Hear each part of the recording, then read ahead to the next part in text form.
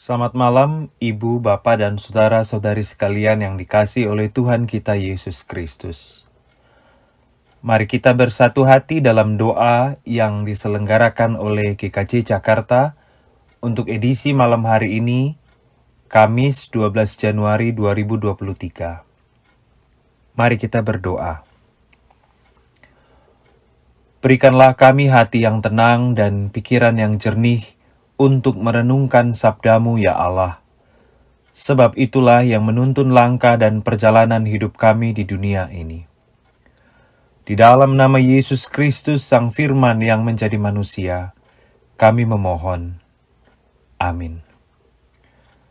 Saya akan membacakan Mazmur 40 ayat 2 hingga 12 untuk kita semua. Demikian dituliskan. Aku sangat menanti-nantikan Tuhan. Lalu ia menjenguk kepadaku dan mendengar teriakku minta tolong. Ia mengangkat aku dari lubang kebinasaan, dari lumpur rawa. Ia menempatkan kakiku di atas bukit batu, menetapkan langkahku. Ia memberikan nyanyian baru dalam mulutku untuk memuji Allah kita. Banyak orang akan melihatnya dan menjadi takut, lalu percaya kepada Tuhan. Berbahagialah orang yang menaruh kepercayaannya pada Tuhan, yang tidak berpaling kepada orang-orang yang angkuh atau kepada orang-orang yang telah menyimpang kepada kebohongan. Banyaklah yang telah Kau lakukan, ya Tuhan Allahku, perbuatan-Mu yang ajaib dan maksud-Mu untuk kami. Tidak ada yang dapat disejajarkan dengan Engkau. Aku mau memberitakan dan mengatakannya, tetapi terlalu besar jumlahnya untuk dihitung. Engkau tidak berkenan kepada korban sembelihan dan korban sajian, tetapi Engkau telah membuka telingaku. Korban bakaran dan korban penghapus dosa tidak Engkau tuntut. Lalu aku berkata, sungguh aku datang. Dalam gulungan kitab ada tertulis tentang aku. Aku suka melakukan kehendak-Mu, ya Allahku. Taurat-Mu ada dalam dadaku. Aku mengabarkan keadilan dalam jemaah yang besar. Bahkan tidak kutahan bibirku. Engkau juga tahu, ya Tuhan. Keadilan tidaklah kusembunyikan dalam hatiku. Kesetiaan-Mu dan keselamatan daripada-Mu kubicarakan. Kasih-Mu dan kebenaran-Mu tidak kudiamkan kepada jemaah yang besar. Engkau, Tuhan, janganlah menahan rahmat-Mu daripadaku. Kasih-Mu dan kebenaran-Mu kiranya menjaga aku selalu.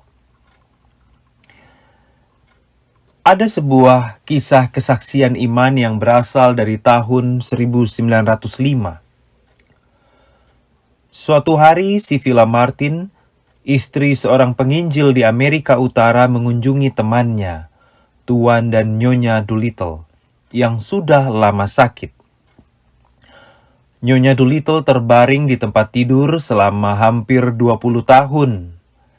Dan suaminya, Tuan Doolittle, adalah seorang lumpuh yang tidak dapat disembuhkan, yang harus melakukan aktivitas sehari-hari di kursi roda.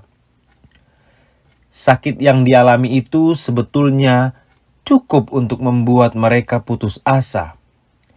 Tetapi meskipun kehidupan mereka menjadi sangat terbatas dan kesusahan dalam beraktivitas, mereka menjalani kehidupan Kristen yang bahagia, membawa inspirasi dan penghiburan bagi semua orang yang mengenal mereka. Dalam kunjungan itu, si Villa Martin dan suaminya mengomentari kehidupan Tuan dan Nyonya Doolittle. Apa yang membuat mereka bertahan dan tetap menjalani hidup seperti biasa dan tampak bahagia dengan segala kesusahan dan keterbatasan mereka? Jawaban Nyonya Doolittle sederhana. Mataku tertuju pada burung pipit, dan saya tahu Tuhan memperhatikan saya. Jawaban Nyonya Doolittle merujuk pada Matius 10 ayat 29 hingga 31. Rupanya pertemuan itu begitu menginspirasi Sibylla Martin, dan kemudian ia menulis sebuah puisi tentang kesaksian temannya itu. Dia kemudian mengirimkan puisinya itu kepada Charles Gabriel, seorang komposer nyanyian rohani kenamaan pada waktu itu. Puisi itu kemudian digubah menjadi sebuah nyanyian rohani yang menguatkan orang percaya hingga saat ini. Judul nyanyian itu adalah His Eye is on the Sparrow. Ibu Bapa dapat menikmati nyanyian ini yang juga sudah diterjemahkan ke dalam bahasa Indonesia pada link yang saya sertakan di sini. Ibu Bapa dan Saudara sekalian, bagian Mazmur 40 ayat 2 hingga 12 yang kita baca ini adalah tentang kebahagiaan seorang yang percaya kepada Tuhan. Baginya pertolongan Tuhan selalu tepat pada waktunya dan selalu cukup. Pengakuan ini hanya dapat diungkapkan mereka yang hidupnya berakar dalam dan kuat kepada Tuhan Allah, Sang Sumber dan Pemelihara kehidupan kita. Dan jika kita mengingat-ingat kembali hari, minggu, bulan, dan tahun-tahun yang kita lewati, maka kita akan menyadari bahwa Allah selalu menjaga dan memelihara kita. Perhatikanlah kesaksian penulis Mazmur 40 ini tentang pemeliharaan Tuhan, sampai-sampai ia berkata, "Banyaklah yang telah kau lakukan ya Tuhan Allahku. Perbuatanmu yang ajaib dan maksudmu untuk kami. Tidak ada yang dapat disejajarkan dengan Engkau. Aku mau memberitakan dan mengatakannya, tetapi terlalu besar jumlahnya untuk dihitung." Ibu, Bapa, dan Saudara sekalian, penyertaan Tuhan selalu hadir dalam kehidupan kita dalam berbagai bentuk, di waktu dan tempat yang barangkali tidak kita sangka-sangka, di dalam susah dan senang, di dalam suka dan duka. Dan begitulah caranya Tuhan memelihara kita.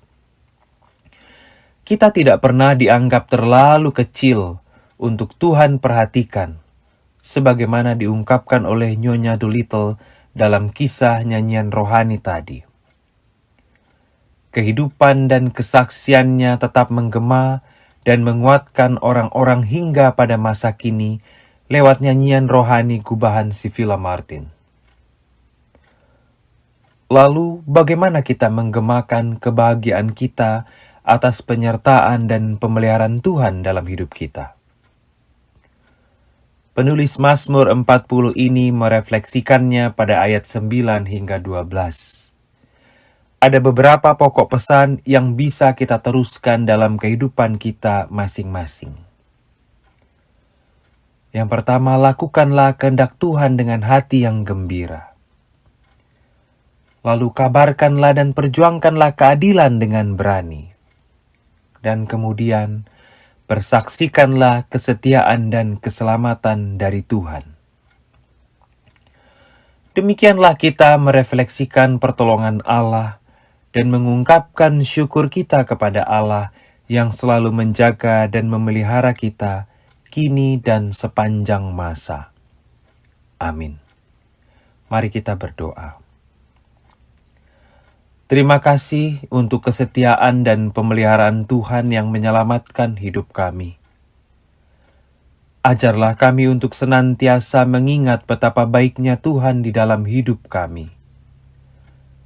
Dan berikanlah kami hikmat dan kekuatan untuk memberitakan kebaikan Tuhan kepada semua makhluk hidup di sekeliling kami.